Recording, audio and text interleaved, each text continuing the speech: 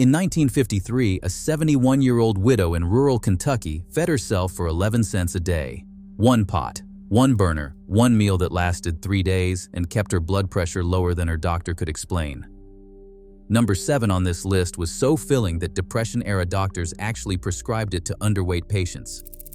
Number 3 costs less than $2 today and contains more protein than a $12 gym smoothie. These meals did not come from cookbooks. They came from necessity, from silence, and from kitchens where one person sat alone at a table built for 6. Hi, my name is Joseph, and this is Forgotten Old American. Number 25, tomato rice soup. A can of crushed tomatoes, a half cup of rice, an onion, water and salt. That was the entire shopping list. You dumped everything into one pot and let it simmer for 25 minutes until the rice swelled and thickened the broth into something almost creamy. You had 2 full meals for under 70 cents. Seniors who kept a pantry stocked with canned tomatoes and dry rice were never truly one bad day away from hunger. Italian grandmothers in South Philadelphia made versions of this that could make you weep. Theirs had basil and a drizzle of olive oil. The budget version had neither and was somehow still magnificent. Number 24, potato leek pot. 2 potatoes, 2 leeks, or 1 onion if leeks were too fancy for the week. Butter, water, salt. You sliced everything thin, dropped it into a pot with just enough water to cover, and simmered until the potatoes surrendered completely and the broth turned silky without a single drop of cream. French chefs charge $40 for a refined version of this and call it vichyssoise. Your grandmother made it on a Tuesday and called it supper. For seniors with limited mobility, this meal required almost no standing. You could prep it sitting at the kitchen table with a paring knife and be done in 10 minutes. Number 23, bean and ham hock soup. A ham hock cost 60 cents at most butcher counters through the 1970s and 1980s. A bag of dried pinto beans cost even less. Together, simmered low for 3 hours with an onion and a bay leaf, they produced a soup so thick and smoky and deeply satisfying that it barely qualified as soup anymore. It was closer to a meal you could cut. Seniors who grew up in the rural South made this on the first cold Monday of every October without consulting a recipe. The recipe was in their hands. It was in the way they knew, without measuring, exactly how much water a pot of beans needed. Number 22, cabbage and smoked sausage. 1 head of cabbage, quartered roughly. 2 or 3 smoked sausage links, sliced into thick coins. A pot of water, seasoned with salt, and a pinch of caraway if you had it. 45 minutes of simmering, and the cabbage turned silky and sweet. The sausage perfumed the whole pot with smoke and garlic, and the broth became something you wanted to drink straight from the bowl. A head of cabbage still costs less than $1 in most American grocery stores. I checked last week. There is genuinely no excuse not to make this on a cold night. Number 21, oatmeal and apple pot. Before anyone called it overnight oats or charged $9 for it at a cafe with exposed brick, a senior in a 1-bedroom apartment in Cleveland was making this every morning for approximately 30 cents. Steel-cut oats simmered in water with a diced apple, a pinch of cinnamon, and a spoonful of brown sugar. The apple dissolved into the oats as they cooked, turning everything sweet and thick and warming in a way that no cold cereal in a cardboard box has ever achieved. Seniors with early diabetes could skip the sugar entirely, and the apple still gave it enough natural sweetness to feel like a treat. The one-pot philosophy. Here is something worth saying out loud. The one-pot meal was never a sign of poverty. It was a sign of intelligence. When you are 78 years old and your knees ache, and the idea of washing 4 different pans makes you want to skip dinner entirely, the one-pot meal is not a compromise. It is the answer. Every single meal on this list was designed, whether consciously or not, around one central principle: minimize the labor, maximize the output. Feed yourself with dignity, using whatever the pantry offered. Depression-era home economist figured this out and published it in pamphlets nobody reads anymore. The women who cooked these meals figured it out long before any pamphlet told them to. One pot, one burner, one less reason to give up and open a can of soup someone else made badly. Number 20. Salt pork and cornmeal mush. Salt pork rendered down in the bottom of a heavy pot. Cornmeal stirred slowly into the drippings with water until it thickened into a dense golden porridge. The fat from the salt pork worked itself through every spoonful and gave the mush a savory depth that plain cornmeal cooked in water never had. This was Appalachian breakfast food that became dinner food when times got hard enough and the distinctions stopped mattering. Seniors in Eastern Kentucky and Western Virginia ate this into the 1980s.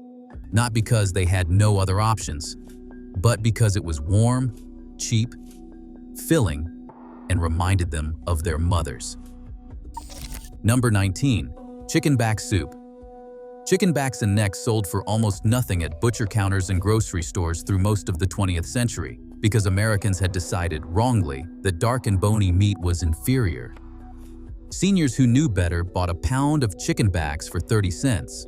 Dropped them into a pot of cold water with celery, carrots, and an onion, and simmered them for 2 hours until the broth turned gold, and the house smelled like someone was being taken care of. They pulled the bones and shredded the scant meat back into the broth, added a handful of egg noodles or rice, and had a soup that genuinely healed people. Science has since confirmed what grandmothers already knew. Bone broth is not a trend, it is medicine. Number 18. Dried PA porridge. Split green peas did not need soaking. That was their secret. You rinsed them, dropped them into a pot with water, an onion, and a strip of bacon or salt pork, and you walked away. An hour later, the peas had dissolved completely into a thick, earthy, deeply green porridge that was filling enough to be a full meal on its own. Seniors who lived alone loved this meal for one specific reason: beyond the cost. You could forget about it. Set it on low, go watch your program, come back when the commercials started, and it was done. The forgiveness of split pea porridge was a feature, not a bug. Number 17. Fried potatoes and onions. I want to be careful here, because technically this is a skillet meal and not a soup. I am including it because the skillet was the only pot that touched the stove. It produced enough food for 2 days, and frankly, nobody is going to argue with me about this. Sliced potatoes fried low and slow in a cast iron skillet, with sliced onions and bacon grease, until the potatoes went golden and crisp at the edges, and the onions caramelized into something almost sweet. Salt and pepper. That was it. Seniors who grew up in the Midwest ate this for supper so often it became automatic. Their hands made it without instructions. Some things should not be forgotten. Number 16. Canned salmon chowder. A can of pink salmon cost less than $2 through most of the 1980s. Mashed into a pot with diced potato, a cup of milk, an onion, and enough water to thin it into a chowder, it produced something that tasted considerably more expensive than it was. The soft bones in canned salmon dissolved completely when mashed and contributed calcium that most senior diets were desperately short on. Doctors now specifically recommend canned salmon for bone density in older adults. Your grandmother recommended it because it was on sale, and she knew how to make it taste like something. Number 15. Black-eyed pea and greens pot. A bag of dried black-eyed peas, a bunch of collard greens or whatever greens were cheap that week, a smoked ham hock or a piece of salt pork, low heat for 3 hours. In the rural South, this combination was not merely a meal, it was a system. The greens contributed iron and vitamins. The peas contributed protein and fiber. The pork contributed fat and flavor, and the kind of deep smokiness that made the whole pot taste like it had been cooking for days. Served over rice, it stretched even further. One bag of peas, one bunch of greens, one elderly woman eating alone could produce 5 full dinners for under $3. That math has not changed. The economics nobody talks about. Here's the uncomfortable truth the grocery industry does not advertise. The cheapest ingredients in any American supermarket are also the most nutritious. Dried beans, rice, oats, cabbage, potatoes, onions, canned tomatoes. These foods have almost no advertising budget because there is almost no profit margin. Nobody is running a Super Bowl commercial for a bag of lentils. Nobody is paying a celebrity to endorse dried split peas. The food that kept elderly Americans alive and independent for generations costs less today in real terms than it did in 1960. The food companies that replaced it cost 20 times more and deliver a fraction of the nutrition. The seniors on this list were not eating poorly, they were eating brilliantly. We are the ones who got confused. Number 14. Egg drop soup. A carton of chicken broth is brought to a rolling boil. 2 eggs are beaten in a cup with a fork and poured in a thin, slow stream while stirring in a wide circle. The eggs set instantly into golden ribbons that floated through the broth, like something that took skill to make but required none whatsoever. Salt, white pepper, done. This was the meal seniors made when they were sick, exhausted, or had no appetite, but who understood they needed to eat something warm. The whole thing took 4 minutes and cost less than $1. It asked nothing of you. It gave back warmth and protein and the feeling that someone, even if that someone was you, had taken the trouble to make you something real. Number 13. Pinto bean stew. Dried pinto beans soaked overnight and then simmered the next afternoon with a diced onion, a can of tomatoes, a strip of salt pork, cumin, and chili powder until the beans turned creamy and the broth thickened into a deep reddish-brown stew that smelled like Texas and tasted like it too. This was the meal that stretched a social security check across the last week of the month. Seniors in New Mexico, Texas, and Arizona made it without measuring anything because they had made it 500 times and their hands knew a pound of dried pinto still costs under $2. I check that too. I check everything. That is my whole thing. Number 12. Hominy and ham. Canned hominy is one of those ingredients that modern American cooking has almost entirely abandoned. That is a genuine shame and a puzzling one, because it costs 80 cents, it keeps forever, and it has a flavor that nothing else in the pantry replicates. Chewy, slightly sweet, faintly earthy, hominy simmered with diced ham and onion in a simple pot of seasoned broth produces a meal that feels substantial and old, and correct in a way that is difficult to describe, but immediately recognizable to anyone who grew up eating it. Southern seniors kept canned hominy in the back of the pantry the way other people kept emergency cash. You hoped you would not need it. You were always glad when you did. Number 11. Vegetable and barley soup. Pearl. Barley cost almost nothing and did something miraculous in a pot of simmering water. It absorbed the liquid slowly, releasing starch as it cooked, thickening the broth into something rich and substantial without requiring a single drop of cream or a single gram of meat. Add whatever vegetables need using up. A carrot going soft, half an onion, a celery stalk, a can of diced tomatoes. 2 hours on low heat and you had a soup that tasted like it had been made by someone who knew what they were doing. They had, because seniors who made vegetable barley soup had been making it for 50 years and had long since stopped needing to think about it. Cooking alone is an act of dignity. Nobody talks about what it actually feels like to cook for one. The cookbooks do not cover it. The food shows certainly do not cover it.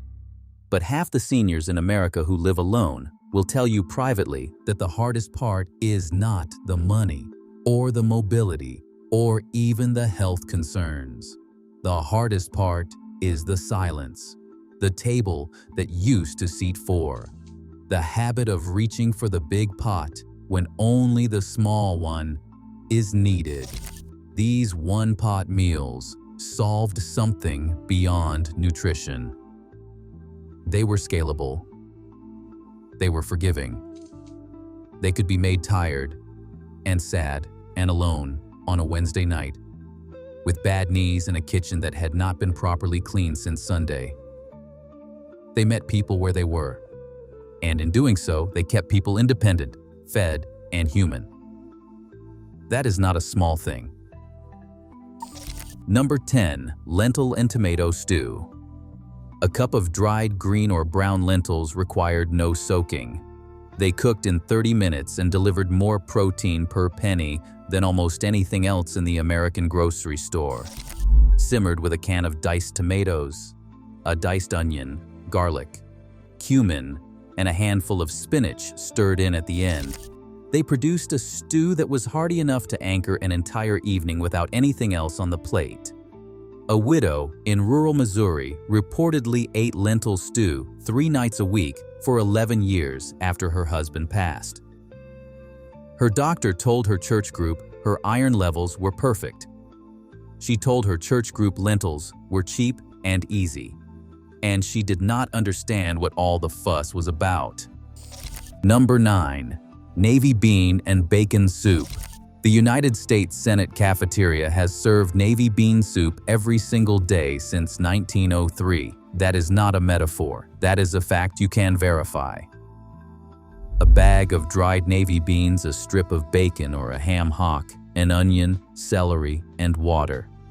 Simmered for 2 hours until the beans burst open and the starch turned the broth into something dense and white and vaguely creamy, without any actual cream involved. A 2-pound bag of navy beans costs around $1.50 and produces enough soup to feed one elderly person for an entire week. If it is good enough for the United States Senate, I think it is good enough for a Tuesday night. Number 8, chicken thigh and rice. For decades, chicken thighs cost half the price of chicken breasts, because somewhere along the way, Americans convinced themselves that white meat was superior. Seniors who had been cooking since before that particular piece of marketing nonsense took hold knew better. They browned thighs in the bottom of a heavy pot, added a cup of rice, a can of broth, an onion, and whatever seasoning was on hand, covered the pot, and left it alone for 30 minutes. The fat in the dark meat kept the rice moist and the chicken tender in a way that no boneless, skinless breast has ever managed. The meal came out the same every time. When you are 80 years old and eating alone, consistency is not boring. Consistency is comfort. Number 7, split pea and sausage soup. Split peas and a smoked sausage link sliced into rounds. That was the upgrade version of plain split pea porridge, and it felt, on a cold November evening, like genuine abundance. The sausage released its fat into the thickening pea broth, and the two things became something greater than their ingredients individually suggested. Depression-era doctors in Philadelphia and Baltimore actually recommended split pea soup to underweight elderly patients, because the caloric density and protein content of the legumes, combined with the fat from the sausage, produced results in blood work that surprised people who had not been paying attention to what poor people had known for 50 years. Number 6, tomato macaroni pot. Ground beef browned in a pot. A can of crushed tomatoes. A cup of elbow macaroni cooked right in the same pot in the sauce, with just enough water added to cook the pasta through. 15 minutes from start to finish. Leftovers tasted better on day 2 than day 1 because the noodles had absorbed the sauce overnight and turned into something almost completely different from what you started with. American households called this goulash in the 1950s and 1960s. despite it bearing no resemblance to any Hungarian dish ever recorded. That did not matter. It fed people. It stretched a pound of ground beef into 3 days of dinners. It asked nothing complicated of the person making it, what the food industry took from us. In 1982, the frozen dinner industry crossed $1 billion in annual sales for the first time. That number has grown every single year since. What the industry sold was not food.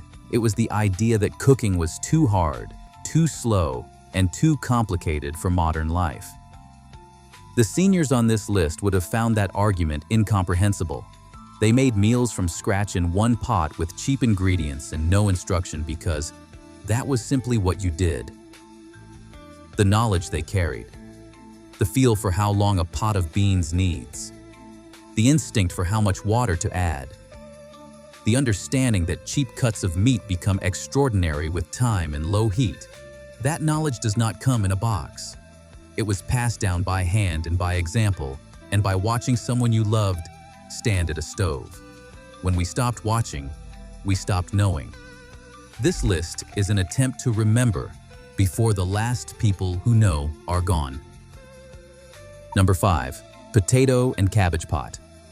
Equal parts diced potato and roughly chopped cabbage were dropped into a pot of salted water with a knob of butter and an onion. They were simmered until the potato broke down slightly and thickened the broth, and the cabbage turned sweet and tender. Irish immigrants brought versions of this to Boston and New York in the 1880s.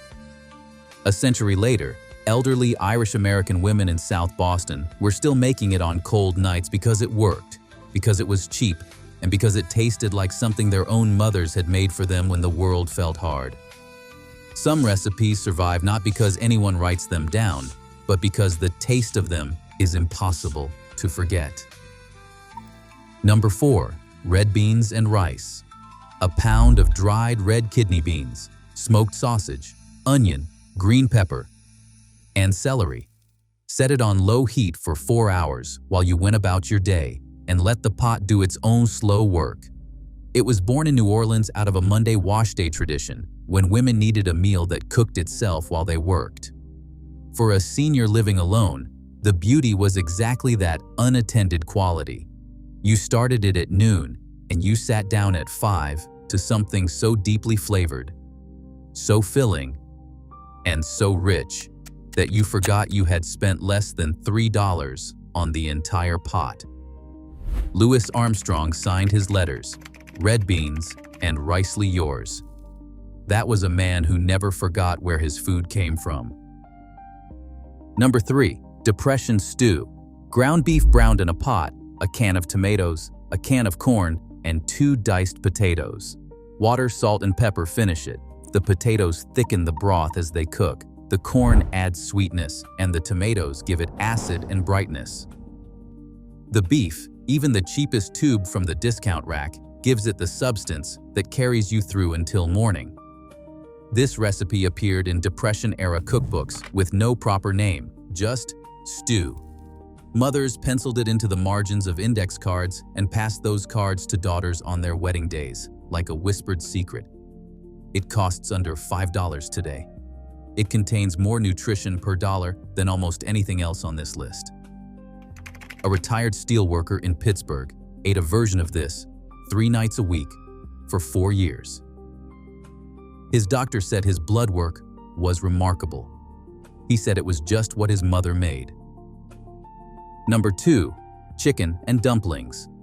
Bony chicken pieces, backs, wings, and necks simmered in a pot of water with celery and onion until the meat fell from the bones. Pull the bones. Return the shredded meat to the broth. Drop spoonfuls of simple biscuit dough directly into the simmering pot. Cover 20 minutes. The dumplings puffed into soft, pillowy clouds that absorbed the chicken broth and became something extraordinary in the process. This was the meal that Southern grandmothers brought in covered pots to the doorsteps of grieving neighbors. It was the meal that meant someone cared. When you make it for yourself alone in a quiet kitchen, it still means that. The someone who cared is you. That counts. Number 1. Chicken soup. A whole chicken, carrots, celery, onion, water, salt. 2 hours on low heat until the house smelled like every good thing that ever happened inside it.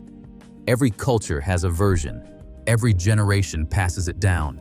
No app, no subscription, no influencer required. Just $4 and a pot. And the quiet decision to cook for yourself. The broth turns golden. The steam fills the kitchen. And somewhere in the smell of it, you remember, you are worth the trouble. Here is my challenge. Make one of these this week. Sit at the table, not the couch. Set a place and eat it slow. These meals were never just about being cheap. They were about staying human when everything made it easy to stop trying. Tell me in the comments which one you are making. I am Joseph. This is Forgotten Old American. I will see you in the next one.